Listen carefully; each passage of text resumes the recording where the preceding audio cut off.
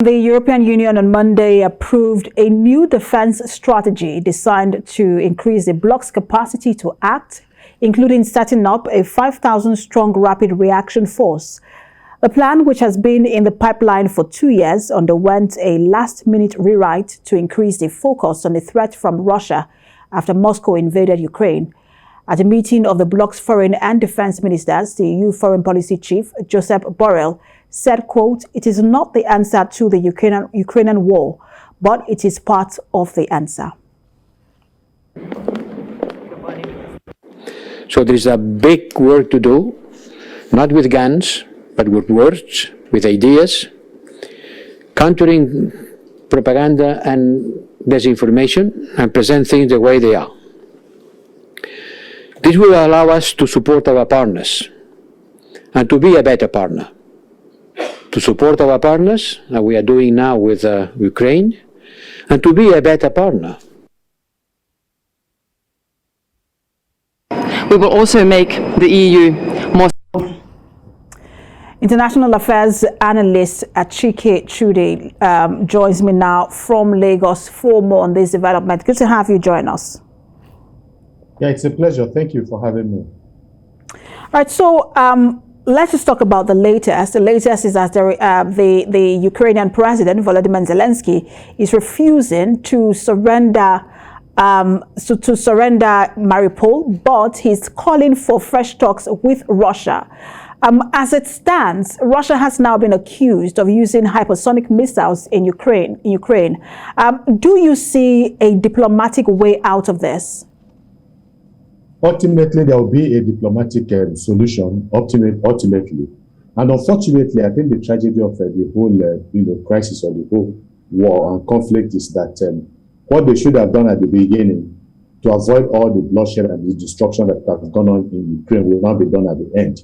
Because at the end of all conflicts, the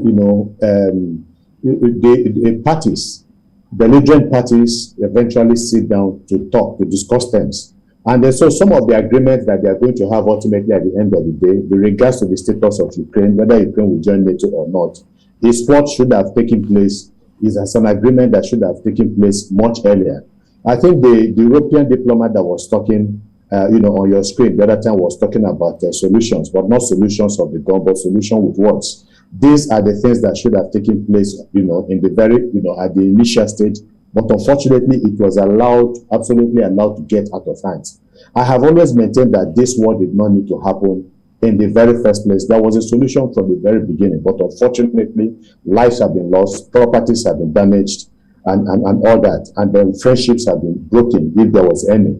And so, they are going to sit down quite all right, definitely. But, for Zelensky, not agreeing to surrender or to lay down his arms, I think it's all about the process getting to negotiation. Because when you want to get to the negotiating table, you try as much as possible to have a very strong hand that takes you to the negotiating table.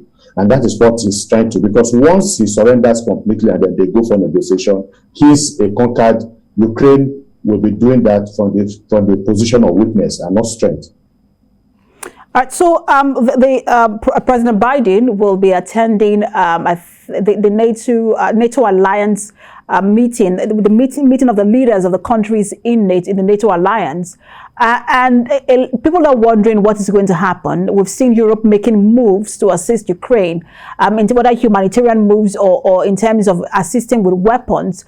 If you project into that meeting, of course, NATO cannot step into this war. Ukraine is not a member of NATO. But if you project into that meeting, what sort of help or what sort of development do you see arising from that? Yeah, well, I think it's about strengthening NATO, essentially. And I think it's about, psyching up, the psychology of, members of NATO.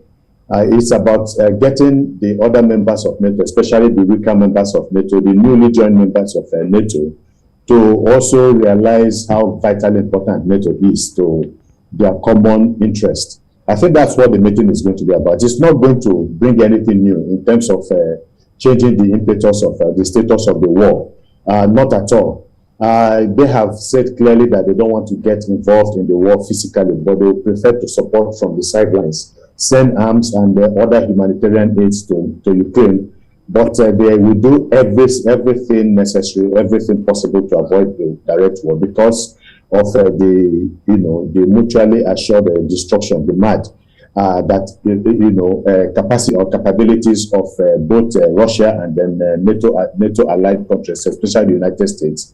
They have about 10 to 12,000 nuclear warheads between them, and so the destruction of the world is not too far if they are going to get to the level of deploying nuclear weapons. So I think it's about strengthening, like I said, giving confidence to members of NATO that they are all going to be protected according on the basis of Article 5 of NATO treaty, which says that an attack on one NATO country is an attack on every other NATO country, and in the eventuality of any such attack, all NATO countries are bound to respond on behalf of their ally. So that's just what they're going to do. All the other thing they're talking about, all the maneuvering, the deployment of 5,000 additional troops and so on, will not do anything, substantial to change the momentum of the war, but just to give a degree of confidence to members of NATO that they'll be there for one another in case anyone is attacked. So there is, I want you to listen to this. It's a statement made by a Finnish representative. I want to get your reaction to it. We'll just take that clip now, and then I'll get your reaction to it. We will also make the EU more sovereign when it comes to energy. We will get rid of the fossil fuels of Russia.